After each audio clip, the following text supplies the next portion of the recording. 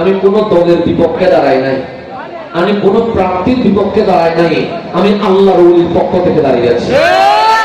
আমি এতটুকু বলতে চাই, আজকে যখন আল্লাহর ওলি শাহজাদা ঘোষণা করেছে হাসান আজহারি দাঁড়ানো মানে আমি দাঁড়াইছি, তাহলে আমার কোন দল নাই, আমি ওলির পক্ষ থেকে দাঁড়িয়েছি।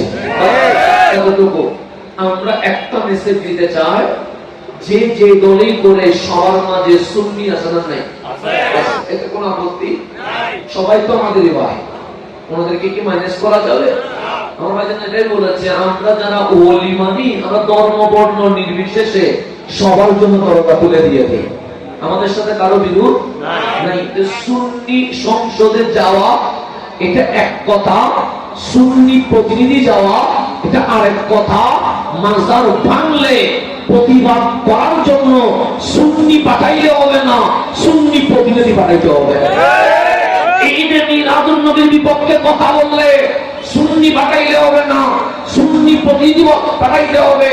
সেই জন্য আমি বলেছিলাম, দল যার যার হোক, আমার কোন আপত্তি নাই।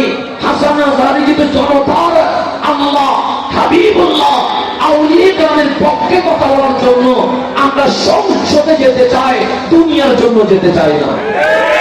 এটাই বলতে চাই, আপনাদের কাছে দোয়া চাই। আমি সর্বদাই বিপদে মানুষের পাশে ছিলাম, যেখানে